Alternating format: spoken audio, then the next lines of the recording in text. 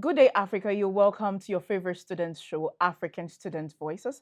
And today we will be discussing root learning or real learning, the crisis of critical thinking. My name is Jemima Duche, and I have with me amazing guests. But before I introduce them, we'll go for a quick break. Don't also forget to follow the conversation on our social media handles, Association of African Universities, on Facebook and YouTube. We'll be right back. African Student Voices is your passport to in-depth conversations about the welfare and well-being of students across higher education institutions in Africa and our society. Join us as we bring to light the concerns and perspectives of African students. We are not just talking, we are also empowering the future leaders of Africa to be informed and responsible. African Student Voices is your source of education about Africa's developmental strategies and blueprints. We are also dedicated to shaping the minds of Africa's youth. I am Jemima Duche, your host.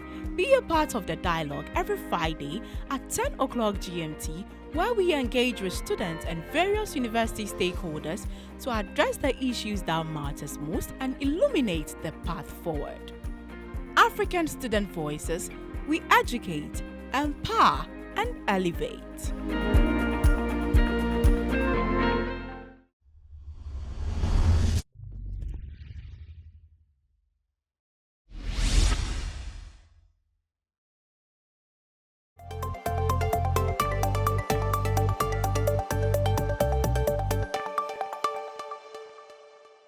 Welcome back from the break. And if you just joined us, this is African Student Voices, and we are coming to you live from the Association of African Universities. And before the break, like I said, we have an amazing guest with us, joining us from various universities, and we are here to discuss an important topic, which is root learning or real learning, the crisis of critical thinking. But before we delve into the conversation, I'll give my guests a minute to introduce themselves. I'll start with the ladies. So my name is Janet Ifyawusu, from Unimac IL. That is the University of Media Arts, Communication and Languages. Okay, you're welcome. Thank you very much. Thank you very much. Good morning. My name is Prof. Nana Wasabri. I'm with Accra Technical University. I'm currently the Dean of the Faculty of Applied Sciences. Okay. I also work as a professor in Computer Science Department as well. Great. You're welcome, Prof. Thank you. Great to have you both. Thank you. So today we are looking at root learning or real learning, the crisis of critical thinking. And then I know that we all know when we say root learning, I mean, it's the fact that students memorize and then they just, someone would say, chew and pour. Yeah. Just like, I mean, we all have been students before, so we know how it goes. And then the real learning, when it comes to understanding what the lecturers, teach you and applying it, I mean, from whatever you have thought. But now let's talk about how the journey has been so far. I'll start from you as a student. How has learning been for you?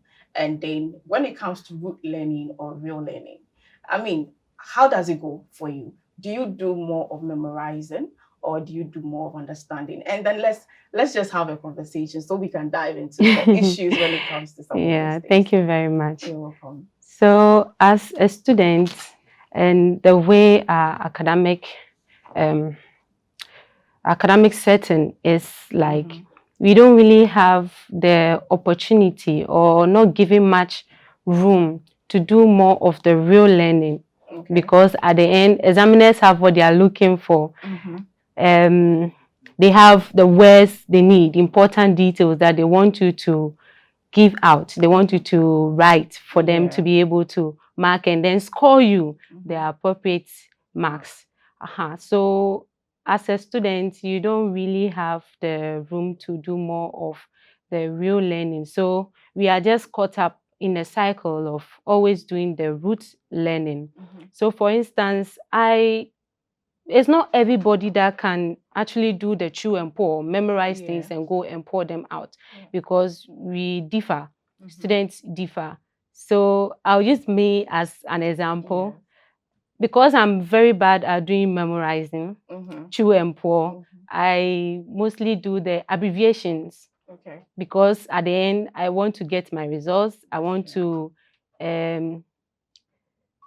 maybe impress my lecturer or give what he is expecting of me.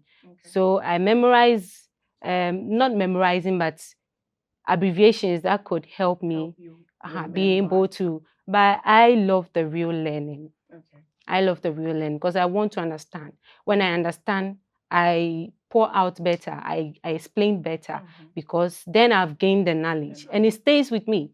But memorizing it, after I'm done writing, then it goes off. And it's even bad, or let's say worse, when you forget a sentence, a line, or a word. That means that everything is just scattered and you find yourself wanting. So it's not a good idea for me. It doesn't work for me that much. Yeah.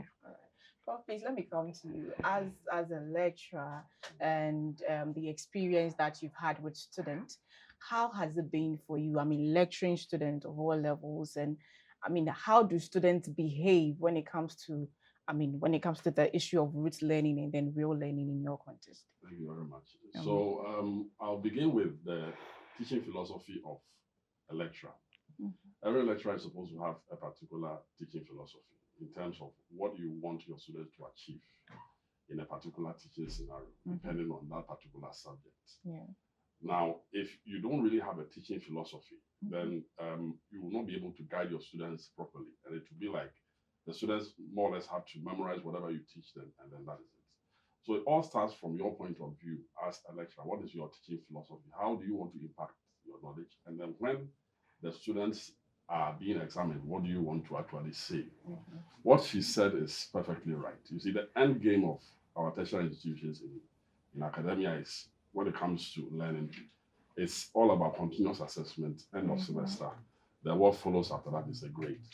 But there's a way to actually go about it in such a way that the students will actually understand and it will become real learning. Let me give a typical example. There could be a software engineering class, within the area of computer science, where software engineering actually involves how a software developer will actually produce a software for a particular client.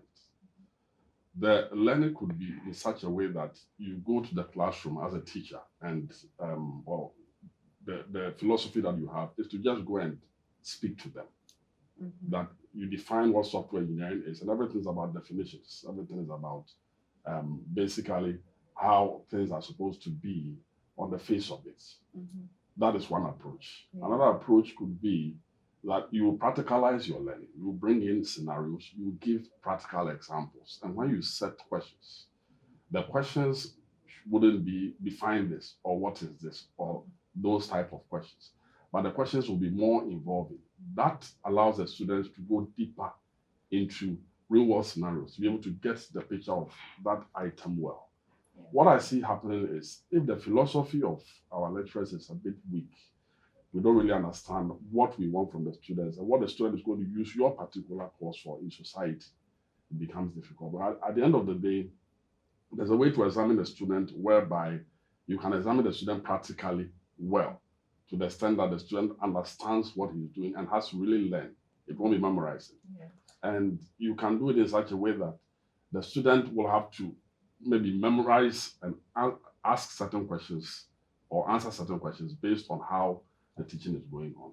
So it's from the point of view of the lecturer in the beginning, because the student will go in accordance with what the lecturer wants to be done. So if the student feels that what I'm being taught, I don't understand, the only way to go about it is to memorize and take that memorization to the lecture room, then that is it. But if practically, or you give examples well enough and the scenarios come in, then it becomes real learning. The student need not memorize to be able to go to the class, the examination hall and do all of that. So the philosophy of us as lecturers, as academic staff, will determine how we are going to engage our students in the classroom for them to be able to actually really understand. I'll give another example, because I'm in computing. I'll give a lot of examples of that today. There could be a programming course, for example. We know computer programming involves a lot of particles. There are different ways of teaching it. Someone can take students to the classroom for programming and another lecturer will take the students to a computer lab. We'll make sure that they have one-on-one computers and then practically let them go through. So once you do that practically, then that student is actually learning really. Yeah. But if it becomes that the student is in the classroom, does not really know how to even use a computer to code, it becomes a different story. So you see that you can have two programming lecturers. Their philosophies are different.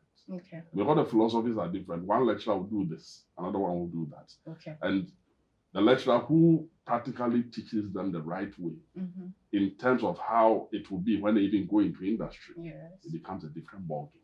So it's from our philosophy as lecturers. And unfortunately, you have students that want to really learn, but the approach coming from the lecturer is not allowing them to do that. So in this case, would we say it is the system we have, or it is from the philosophy of individual lecturers? Because I'm seeing that, just like the instance you made with the computer labs and all that, you realize that a lecturer can take the student to the computer lab to have the on-field experience with whatever he's trying to teach.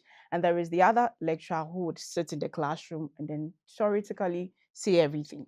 So right now, I want us to discuss if it is the system that is really not working because we do not have these facilities to equip the lecturers, or it is the fact that the philosophy of the lecturer is not really geared towards the real learning. It's about the assessments, just like you said from the beginning.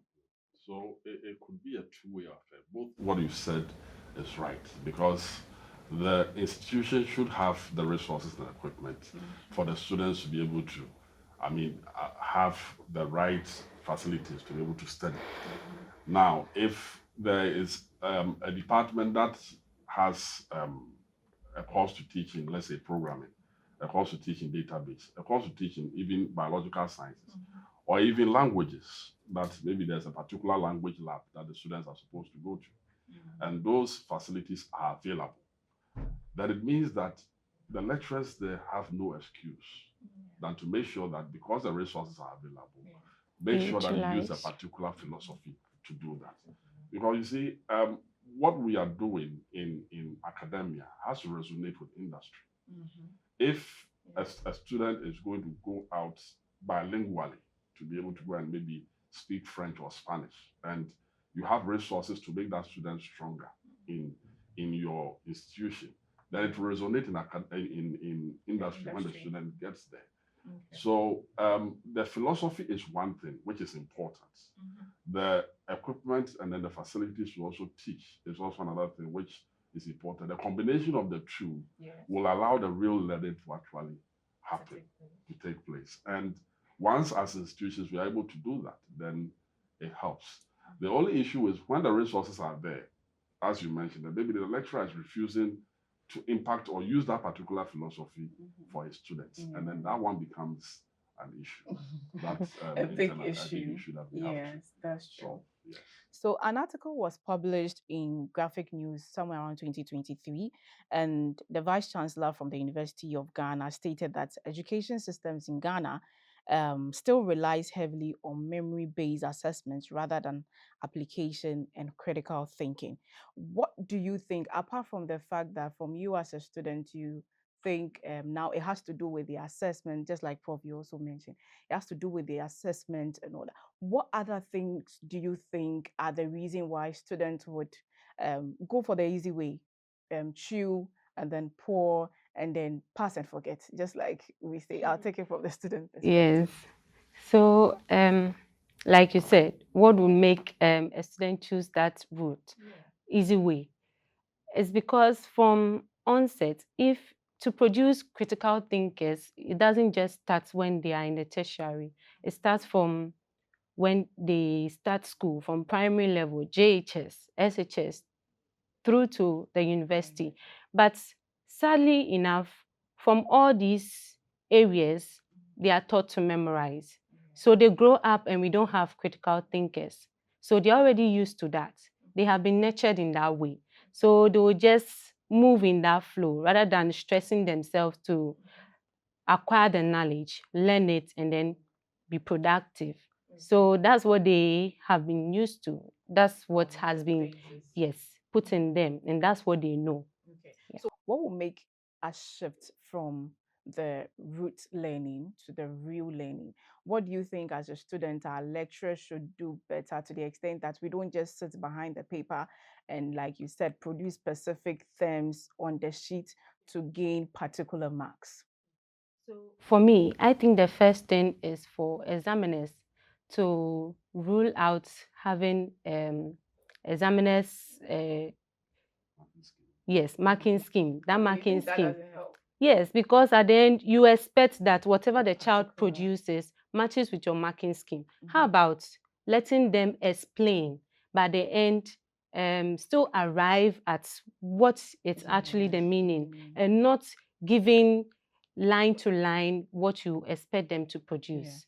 Yes, so if they rule out in a marking scheme and allow teachers to, yes, be practical, and the students also be practical, and actually let them bring out their wild ideas. In that way, you even get to correct them. They get to see in different perspective, and then be able to be productive more in class, and it will run through to the tertiary level. Like Prof, that. please, would you want to add something? Okay, so what I'll add is, as she said, it is always important for the lecturer to make sure that the students understand.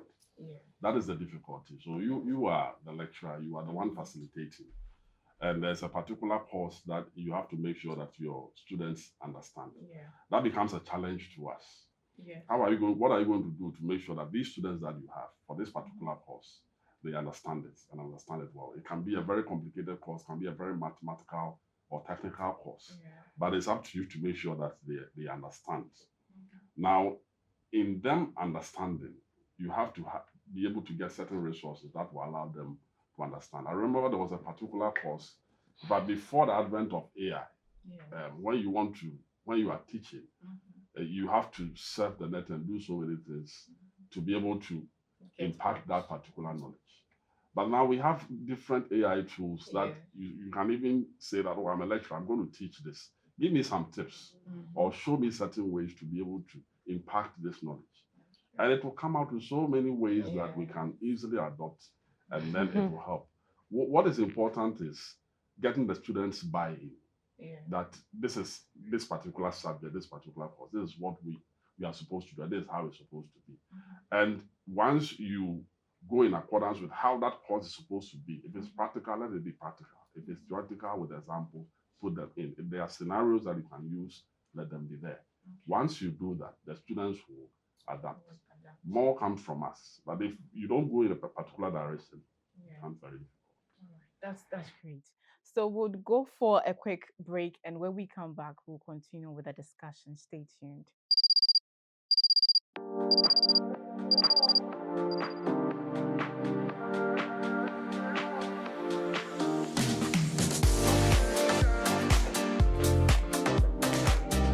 Hello Africa is your live breakfast show delivering informative, entertaining, and energizing start to your day.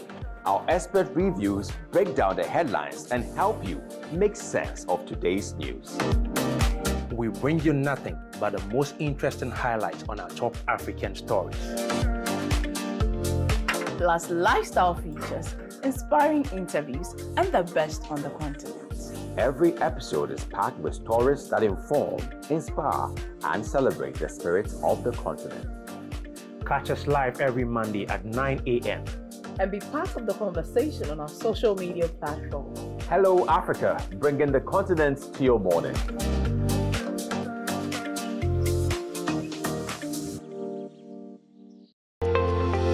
African Student Voices is your passport to in-depth conversations about the welfare and well-being of students across higher education institutions in Africa and our society. Join us as we bring to light the concerns and perspectives of African students. We are not just talking, we are also empowering the future leaders of Africa to be informed and responsible. African Student Voices is your source of education about Africa's developmental strategies and blueprints. We are also dedicated to shaping the minds of Africa's youth. I am Jemima Dalademdoche, your host. Be a part of the dialogue every Friday at 10 o'clock GMT, where we engage with students and various university stakeholders to address the issues that matters most and illuminate the path forward. African Student Voices, we educate, empower, and elevate.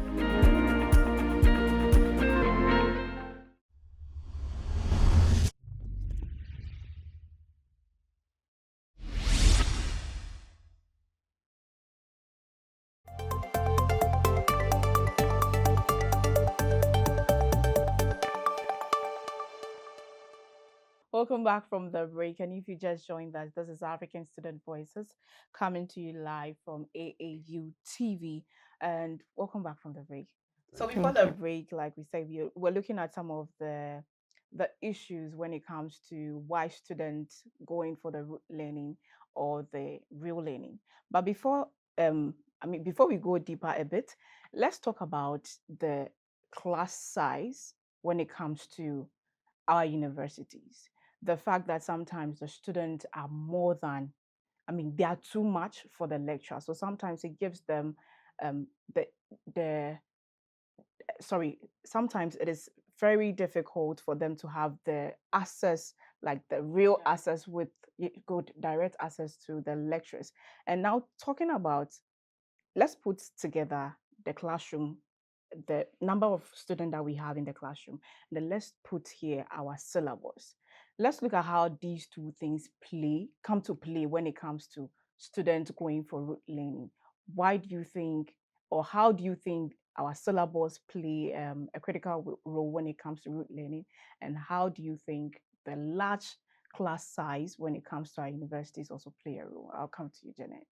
Okay, so with the class size, I know at times you can have 200,000, 300 students in, yes, in one lecture hall. And like we said, it doesn't give them the opportunity to have a direct contact to their lecturer should they not understand something and would want more clarity.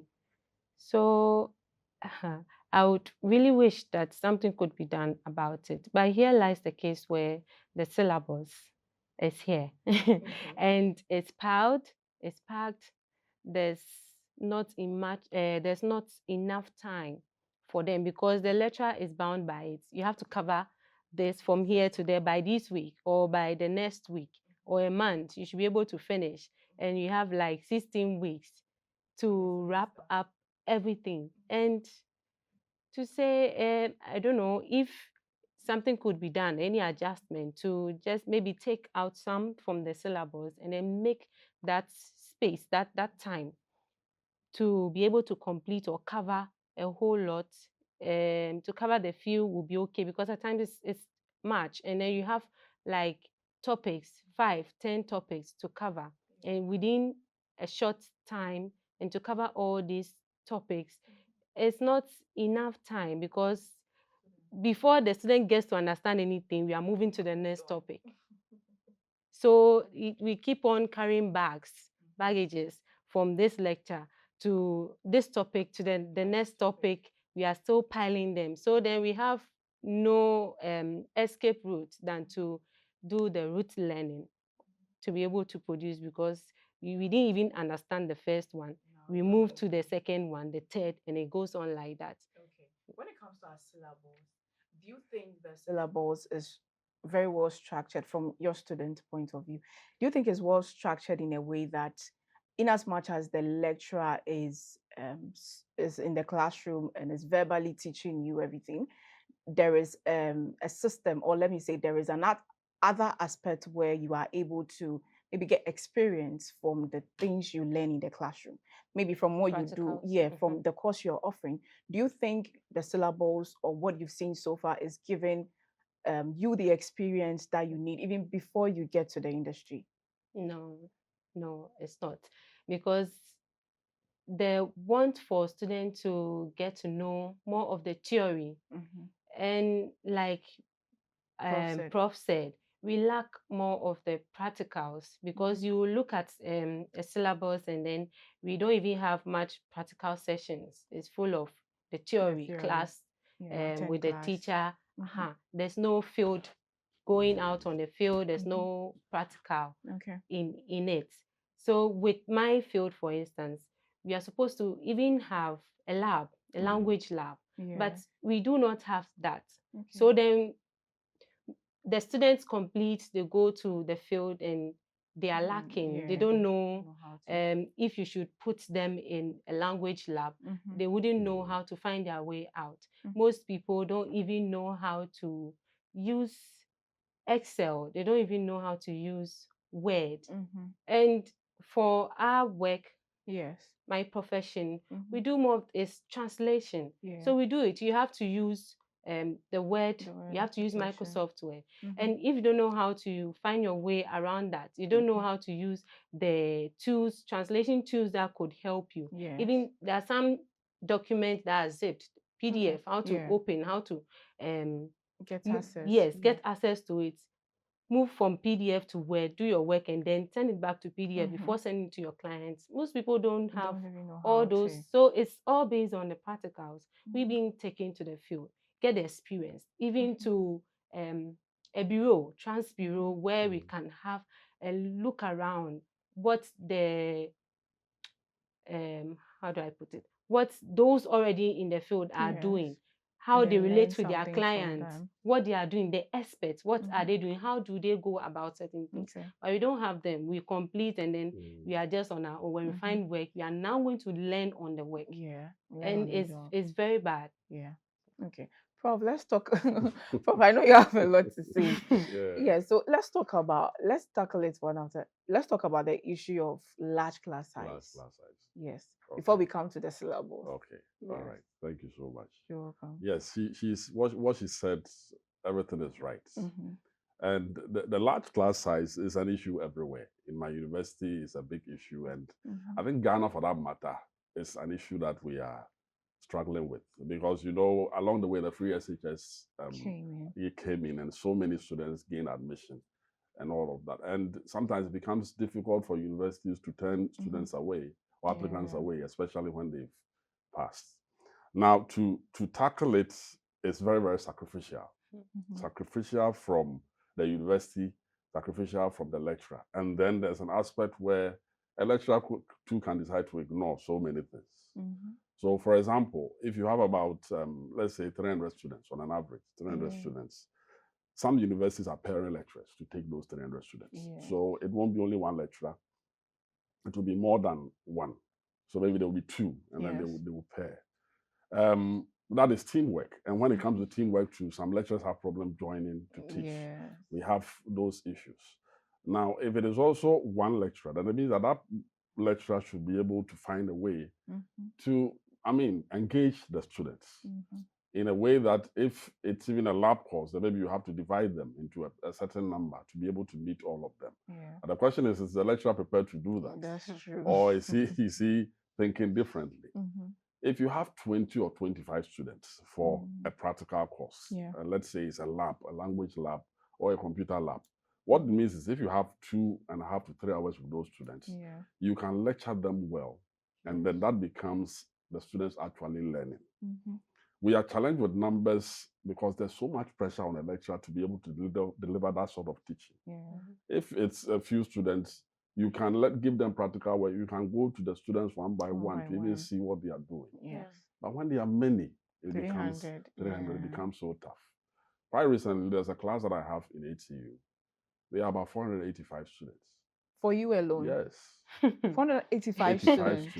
And the course is programming, computer program, principles of programming. It's a practical course. Wow. No, so Prof, please let me ask this question. If the university is admitting students and then they realize that this is the facilities we have, why then does the university have to, admit more than their their infrastructure could, Because universities, we have our limits anyway. Exactly. And we should be able to go by it. Yes. But it gets to a point where they don't want to really deny masses. That is the issue. But the right thing to do, as you said, is to look at what we have. Yes. So let's say even if you have 5 computer laboratories, how many computers in each, and then your classrooms, use that as your numbers. Exactly. And that is the way we should actually go. But it becomes difficult because this number that I'm saying, more qualified, but they have to cut it down. So that means there was even a cut. Yes, there was even a cut. Okay, I'm just imagining if there wasn't a cut. That is it. So using myself as an example, I have this particular class. Now, the question will be, what do I do to be able to teach them programming so that at least each of them can have access to a computer and program? It means that I have to divide them and then meet them multiple times. That is a sacrifice. And there will be a case where a lecturer is simply not prepared to do that. And then he'll say that why? It all comes back to your philosophy and what you want to achieve based on that. So once you're able to actually know that, okay, I have these students and this is what I'm going to do, then that will help. Now, in ATU, we have a very practical approach. You know, we are a technical university. So practically, we have to make sure that our students have a feel of practicalities when it comes to that. So in computing, in languages and all of that, we make sure. It's just the issue about the large classes and then the numbers that we could be able to, or we can perform better if the numbers were smaller. But because of the issue about the applicants that you have and all of that, it becomes difficult. So I would say that it's very, very sacrificial. It's a sacrificial situation.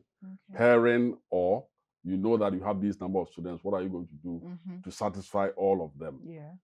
And sometimes it would mean that if you divide them and this week you have this number, next week you meet the rest and you continue.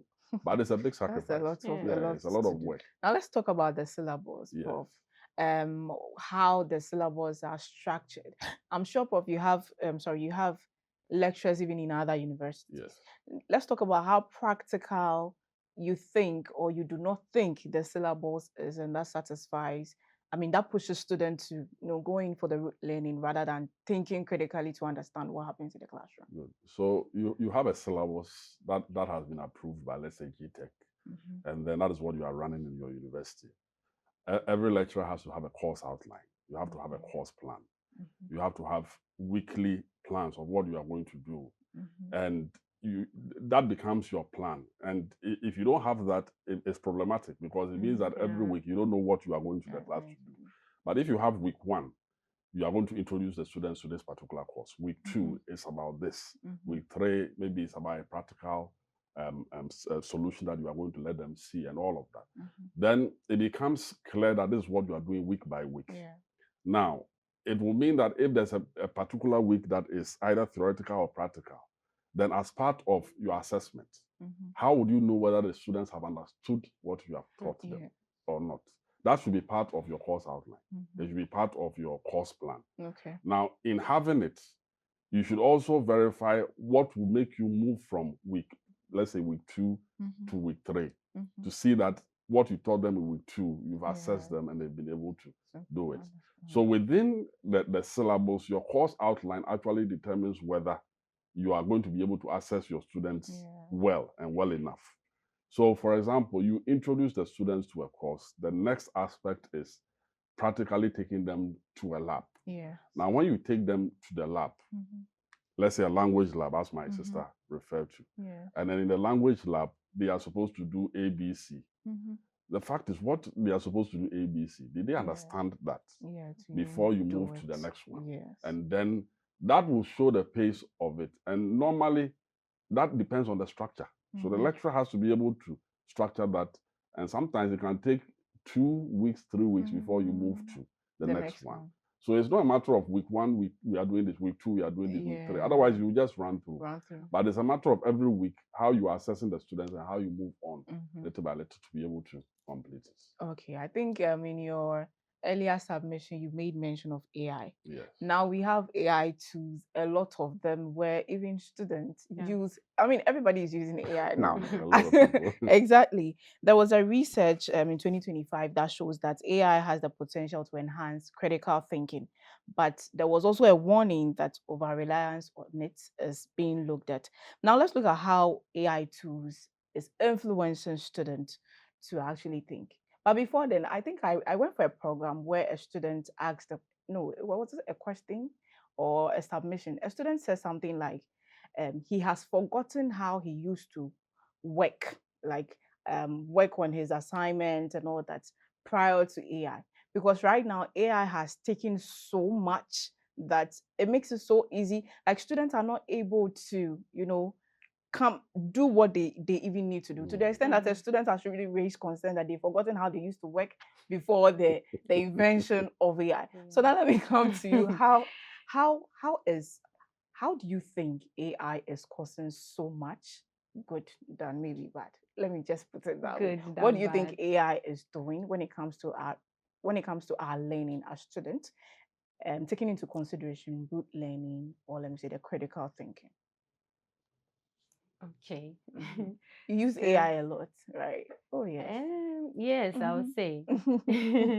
But Okay. you see, the trick in using AI is to give you guidelines, give you a clue as to what or how to start what you are doing. Yeah. Then you use your critical knowledge to enhance it. But here lies the case where um, we want it perfect. We Yeah. want it without any. We want it flawless. Yes. Oh, the lecturer should see it and see that. Oh, I've done a You good did job, well. a great job. So then we just take whatever AI produces and then we send it. Yeah. Students not knowing that lecturers have a way of finding out that this is AI 100%. Yes. So to me, you can't get away with it. But then your lecturer has seen it, and the thing is, when AI produces an answer or works for you, as students, we don't go through it again because we know the machine knows it all. Yes. What can I possibly give? What Yeah. answer could I give better? But I've had an experience where AI actually gave wrong answer. Yeah. So that is to say that after you get it to produce whatever you want, you have to go into it again and then use the critical knowledge, the understanding that you gain to reassess whatever that it has given out to you. Because other than that, you'll just be sending copy and paste, whatever that I gave you out like that. Okay. Prof, let me come to you. When it comes to AI, I'm sure you've received, you'll be receiving work produced by AI. A lot of it. Exactly. A lot of it. So how is this shaping the minds of students, or how do you think students are, let me say, over relying on AI, if I should say? Okay, so it also boils down to the same issue. Now, lecturers have to be game changers in terms of using the AI to teach. Yeah. Yes, the AI should be part of what we do. I will give a typical example. Quite recently, I gave an assignment. I think there were some master's students. I gave them an assignment, and I said they should watch 2 videos. Okay. And then after they watch those 2 particular videos, they should use an AI to produce a report of the videos that they watch. And then after they produce the report, they should do a presentation. And then they should use a tool called Edpuzzle as part of their presentation to make the presentation in a video form more interactive. And then they should submit. So when you use the approach of teaching with AI, that it means that the student is now using it to actually learn, not to abuse it. Because you give particular directions as to how they should be. I went further to say that in their report, they should cite. And they should give real citations in research. And then produce a list of references. So it means that we have to also get an approach in which you are not telling the student to go and use the AI based on the certain questions that you have given, but you are rather letting the person use the AI based on a question that comes out. Okay. There could be a computer programming code that you take out so many missing items. Yes. So maybe when they are running that particular code, something is not working It's well. not working well. Use AI to find out what is missing and report back and give details about what is actually missing. Okay. Then that also solves that particular situation. Yeah. But if you give the students an assignment, go and program A, B, C, D, by the time you realize, they will go and use the tool and everything is right. So you can use the AI to engage them because they will not stop, nobody will stop using it as well. Because we as lecturers too, we can use the AI to make our teaching better. Yes. Our teaching, if you know how to use AI well and you are able to prompt and give it the right data, your teaching becomes better. Okay. That is it. You can give better delivery. You can give different scenarios. You can get stronger questions and all of that. Yeah. AI is so powerful now that even if your lecture notes, if the students know how to prompt well and they get your lecture notes, if they run it through, all your questions can come out. Okay. The objectives that you set your session be, everything will come out. So that means you support the use of AI. Yes, because the way it is, we can't stop let it. it go. Where it is now, we have to add it to our activities. And then in adding it to our activities, it means that we have to be able to know that I'm a teacher, I'm a lecturer, I'm a student. What do I do? She mentioned something about you not checking. That's abuse. Yes. Abuse means that you let the AI do everything. You don't check, and it's not right all the time. Yes, Can make that's mistakes. true. So the aspect of we as lecturers adding it to our teaching activities is very, very important. And those examples were what I gave you. Okay, so we're almost coming to the end of the discussion. Prof, please, still on you. What specific support or training do you think would help lecturers to move away from route-based teaching? Okay. So lecturers need support in terms of their teaching practice. Okay. They need support in terms of their philosophy. They need to understand that this particular course, this is what I want the students to achieve at the end of the day. You are going to teach Microsoft Excel. Yes. What do you want the students to know in Excel? The person is a language student. The person knows how, and there's a mode of delivery, there's a course objective. As a lecturer, what do you want the students to know? Now, you understanding that I want the students to know it this way or that way, will be able to know how you impact that particular knowledge to them. And once we're able to cross that particular line, it works. But where the philosophy is not understood well, it's missing. It becomes problematic. You can have two courses. One lecturer will teach it in a particular way, different from another, because the philosophies are different. And the impact that this particular lecturer wants is different from that. But it shouldn't be, because it's the same course. So we should be able to have a particular philosophy that drives all of us. All right. Okay. Thank you very much, Prof. So, Jenny, what can students equally do to take more ownership of their learning, let me say, beyond the whole route learning thing? Okay, so I'll say that as a student, you have to understand the course that you came in for, the purpose behind, what's actually driving you. So if I know that I want to be a good translator, then I shouldn't just do the roots learning, then provide everything. Then it means that my future will be at stake, because after I complete and then I go to the field, I will not be able to do anything. And then my years would have been wasted. Yeah, that's true. Yes. So aside following whatever that is going on, we also have to work on ourselves, because no matter what, AI, whatever AI will give you, it's actually humans that input it over there. It didn't just get the answers. It was people who had the critical thinking, just like you, lecturers, students, who thought deep, that provided AI with the answers that you are getting. So you can equally learn, you can equally put your critical thinking, abilities into practice, and then someday your work also in AI will be an answer to somebody's work. Okay. So right before we go, I think you made mention of future. Prof, this one is for you. If Africa were to truly shift from rote learning to real learning, how do you think the graduates in our societies will be different 10 years from now? Yes. So they will be different in terms of the impact that will have in our industry. Mhm. That they will not get to industry and they are now going to learn. Yeah. But they would have been strong enough in terms of their abilities to be able to impact right away and even learn from there. But what is happening now is because the real learning does not really happen within our institutions and becomes most of memorization, the practicality is low. It's when they get to the industry that they are now going to. Then so our industry will become stronger if we're able to do that. And I hope we can achieve that together. Thank you very much. Yeah. Thank you so much You're for welcome. coming. This has been African Student Voices, and today we discussed root learning or real learning, the crisis of critical thinking. My name is Jemima Deladem Duchi, and see you same time next time. Don't forget to also follow the conversation on our social media handles, Association of African Universities, on Facebook and YouTube. Have a nice day.